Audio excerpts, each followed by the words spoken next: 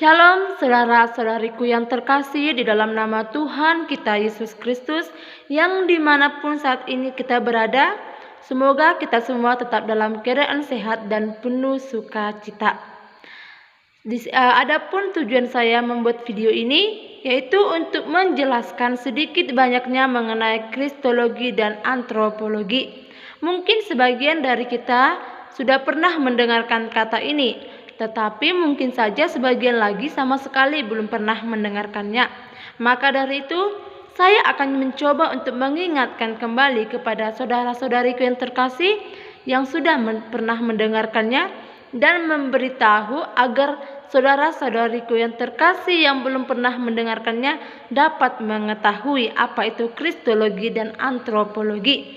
Namun, ada baiknya saya perkenalkan diri saya dulu. Perkenalkan, nama saya Yunisari Parulian Lumban Toruan. Alamat saya di Desa Bonandolok, Lintong Nihuta, Humbang Hasundutan. Saya mahasiswi dari Institut Agama Kristen Negeri Tarutung, Fakultas Ilmu Pendidikan Kristen, dan Priodi Pendidikan Agama Kristen. Baiklah saudara-saudariku yang terkasih, sekian perkenalan singkat saya. Semoga di antara kita terjalin kasih di dalam nama Tuhan kita Yesus Kristus. Dan selanjutnya saya akan memulai penjelasan saya mengenai kristologi dan antropologi sesuai yang saya katakan tadi. Yang pertama kita masuk ke kristologi. Kristologi ini adalah sebuah cabang ilmu teologi yang membicarakan, yang membahas, yang menjelaskan mengenai siapa itu Kristus. Di baris bawah ya saudara-saudariku, tentang Kristus. Sepintas kita lihat siapa itu Kristus. Kita lihat Kristus itu adalah manusia layaknya kita, dengan ciri-ciri yang bisa kita lihat. Ia dilahirkan dari darah seorang perempuan, ia dibesarkan di desa, bahkan ia berbicara, ia berucap, dia berkata layaknya kita manusia. Dan Alkitab juga memuat berbagai pokok yang memberi informasi kepada kehadiran Yesus di dunia ini adalah dalam wujud manusia yang seutuhnya. Kesaksian Injil ini dibuktikan bahwa Kristus memiliki rangkaian silsilah kekeluargaan yang manusiawi. Hal ini bisa kita lihat dalam Matius 1 ayat 1 sampai 16 dan Lukas 3 ayat 23 sampai 28. Yang kedua Alkitab juga memuat bahwa Yesus itu mengalami proses perkembangan janin secara normal, layaknya manusia, menjalani proses persalinan, kelahiran dari seorang wanita secara wajar. Dan hal ini bisa kita lihat dalam Matius 2 ayat 7 dan Galatia 4 ayat 4. Dan yang berikutnya Alkitab juga memuat bahwa Yesus ini mengalami pertumbuhan fisik dari usia dini mengarah ke usia yang normal. Ia mengalami perkembangan mental, perkembangan psikologi, bahkan ia juga mengalami perkembangan fisik seksual secara wajar. Kita bisa melihat hal ini dalam Lukas 8 ayat 40 sampai 52. Dan yang berikutnya kita bisa melihat bahwa Yesus itu dikatakan Kristus karena dialah yang pilih Allah menjadi penyelamat ataupun juru selamat dan Tuhan bagi manusia. Kristus juga merupakan pusat pemberitaan Alkitab dan dasar dari iman Kristiani. Tanpa Kristus, kekristenan tidak mempunyai makna apapun. No Christian without Christ. Dari sejak lahir sampai sekarang pribadi Kristus menimbulkan berbagai macam kontroversi, menjadi daya tarik yang mengagumkan bagi banyak orang, tetapi sekaligus menjadi tanda tanya yang membingungkan bagi banyak orang. Ada banyak pendapat yang mengatakan atau yang mengemukakan tentang siapa itu Kristus. Dan di sini kita bisa melihat ada beberapa tokoh Alkitab juga yang mengemukakan siapa itu Kristus. Hal ini bisa kita lihat dalam Alkitab Perjanjian Baru, yang dimana tokoh-tokohnya yang pertama Paulus. Paulus mengatakan bahwa Yesus adalah Kristus yang disalibkan dan dibangkitkan kembali. Yang kedua oleh Markus. Markus mengatakan bahwa Yesus itu adalah Mesias. Dan yang ketiga ada Matius. Matius mengatakan Yesus adalah Musa baru atau pengajar hukum baru. Dan yang berikutnya kita bisa melihat Lukas. Lukas mengatakan bahwa Yesus itu yang penuh dengan roh adalah juru selamat bagi semua orang. Dan yang terakhir ada tokoh Yohanes. Yohanes mengatakan bahwa Yesus adalah sabda Allah yang menjelma sebagai manusia. Dan yang berikutnya ya, berbicara tentang Yesus Kristus ini, kita bisa melihat ada 3 macam pendekatan kristologi dalam teologi, atau ada 3 macam pendekatan tentang Kristus dalam teologi. Yang pertama itu kristologi from above atau kristologi dari atas. Yang dimaksud dengan kristologi dari atas ini adalah melihat siapa Yesus itu sebelum ia datang ke dunia ini. Dan yang kedua itu kita bisa melihat kristologi from below atau kristologi dari bawah. Dan kristologi dari bawah ini merupakan kebalikan dari kristologi dari atas, yang dimana pandangan ini itu lebih memperhatikan secara sungguh-sungguh siapa Yesus ketika ia sudah di dunia. Dan yang ketiga itu ada kristologi alternatif. Yang berikutnya kita berbicara tentang natur Kristus. Pribadi Tuhan Yesus Kristus ini merupakan tokoh dan sosok sentral dalam seluruh sistem keyakinan Kristiani, yang dimana kekristenan ini tidak dapat dipisahkan dari nama, pribadi, sifat-sifat unik dan karya-karyanya.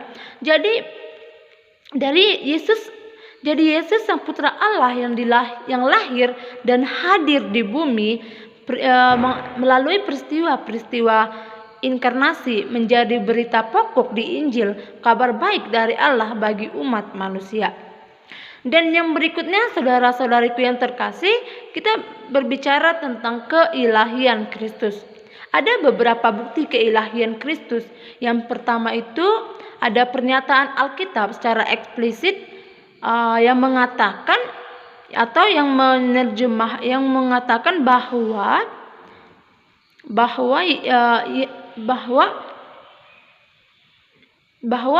dalam isu khusus tentang saksi Yehova menerjemahkan dalam Yohanes 1 ayat 1, the word was a God, karena dalam bahasa Yunani kata God ini merupakan theos yang tidak memiliki definite artikel.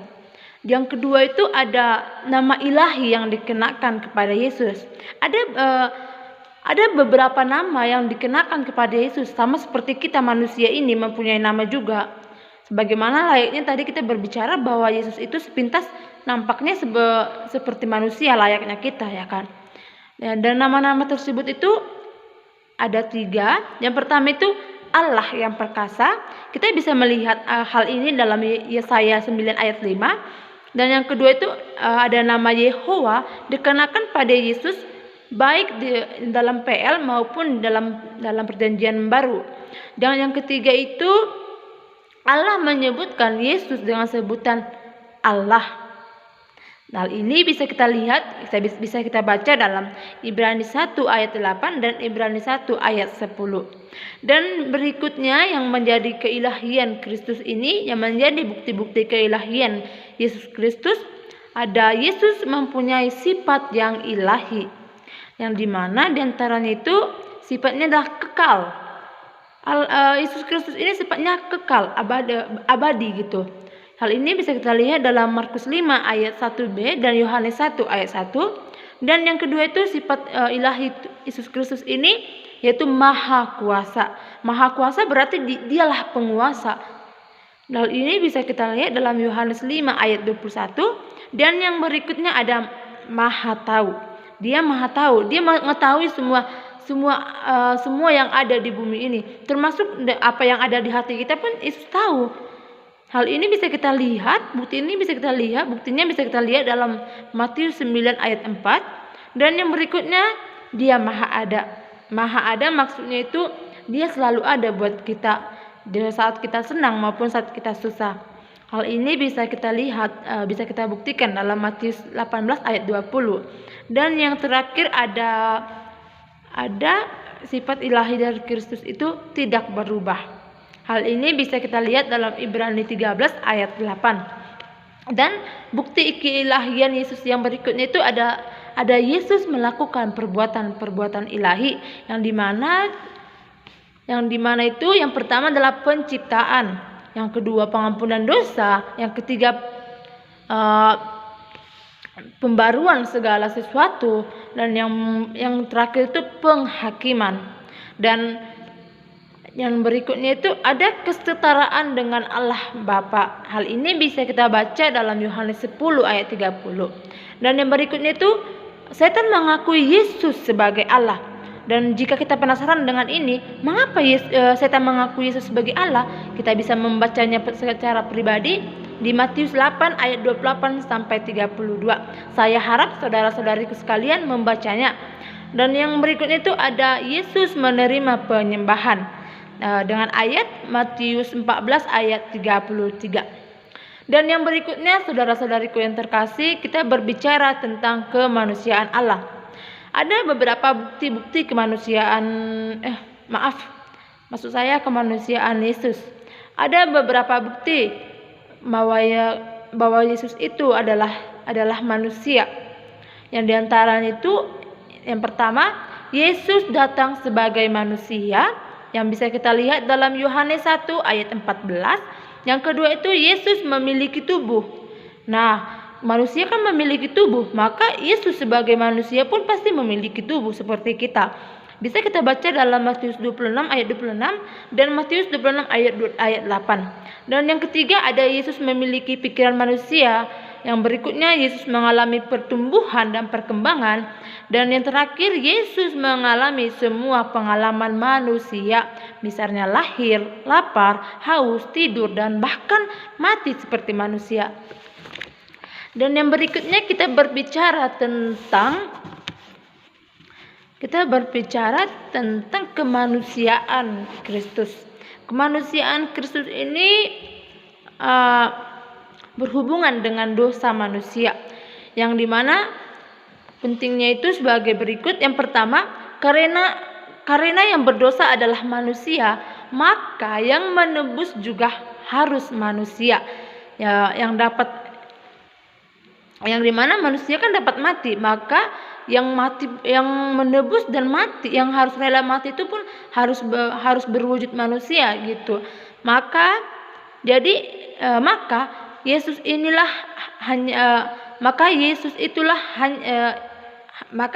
itu hanyalah Allah saja, maka dia tidak bisa mati untuk menanggung dosa. Dan yang kedua itu kita bisa melihat supaya bisa menjadi pengantara antara Allah dan manusia. Dan dari hal ini kita bisa melihat bahwa Kristus itu adalah utusan dari Allah untuk kita. Dan yang ketiga ada supaya Yesus dapat bersimpati terhadap manusia yang menderita dan dicobai oleh iblis.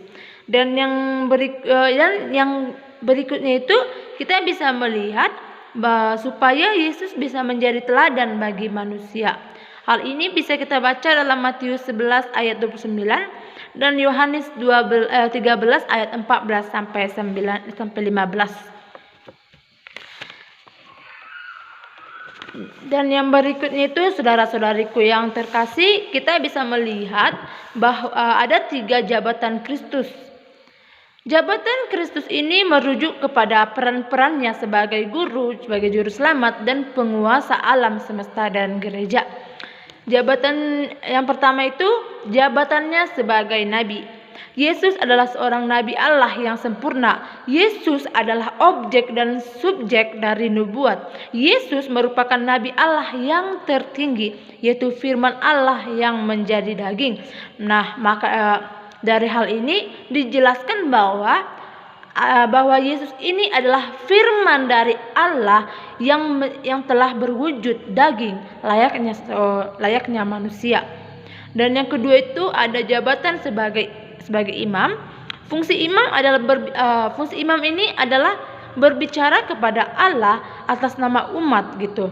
Yesus sebagai imam sudah dinubuatkan dalam Mazmur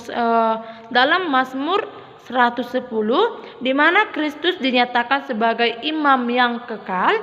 Dan konsep Kristus sebagai imam yang hidup terus selama-lamanya dikuatkan dalam Ibrani 7 ayat 25. Dan di Perjanjian Lama kita bisa melihat bahwa imam besar harus mempersembahkan korban secara teratur.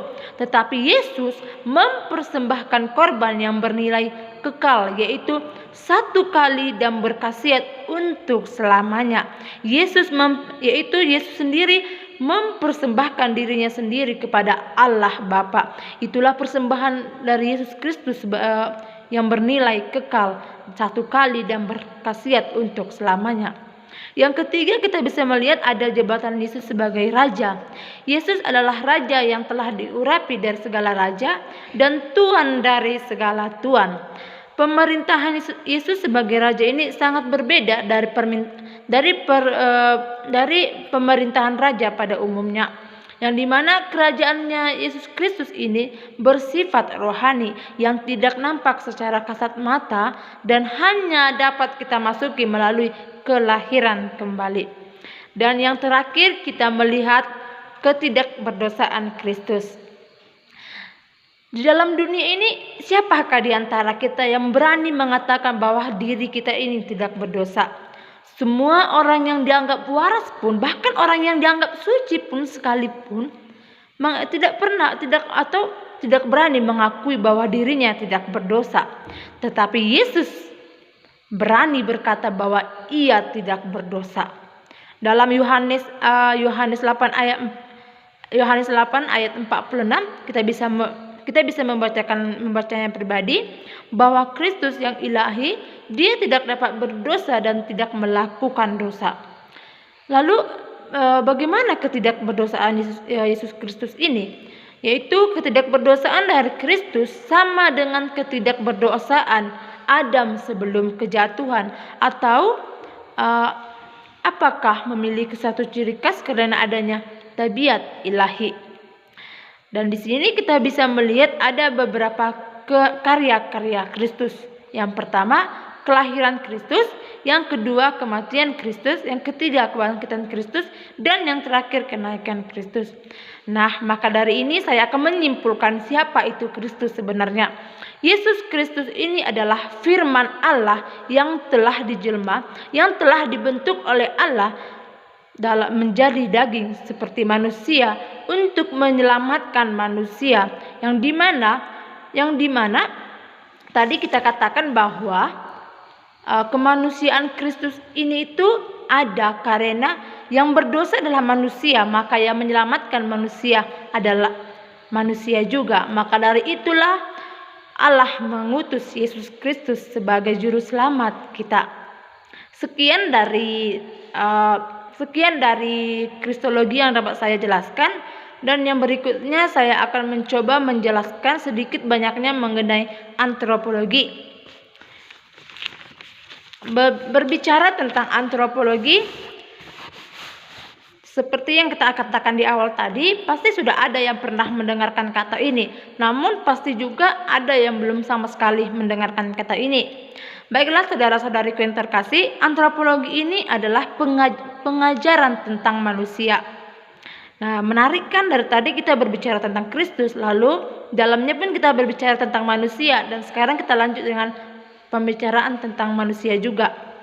Yang pertama, definisi dari antropologi. Antropologi ini berasal dari kata Yunani, yaitu anthropos yang berarti manusia, dan logos yang berarti kata atau pembicaraan. Jadi antropologi dapat kita simpulkan pembicaraan tentang manusia. Antropologi ini dibedakan menjadi dua bagian. Yang pertama, antropologi scientific, yaitu ilmu yang mempelajari tentang manusia secara fisikis dan fisik. Yang kedua ada antropologi teologi, yaitu cabang ilmu teologi yang membicarakan manusia baik asal-usulnya maupun kejatuhannya, yaitu menjelaskan tentang penciptaan, pencobaan, kesesatan, asal dosa, dan pelanggaran manusia dalam Alkitab. Dan berikutnya kita berbicara tentang manusia dan penciptaan. Dalam hal ini yang perlu ditegaskan bahwa sumber asli manusia yaitu dari Allah sendiri. Hal ini bisa kita buktikan dalam Kejadian 1 ayat 1, yang dimana pernyataannya itu pada mulanya Allah menciptakan langit dan bumi. Di bumi ini ada manusia gitu ya kan. Maka dari itu ada dua hal pilihan dasar kehidupan di dunia ini ada.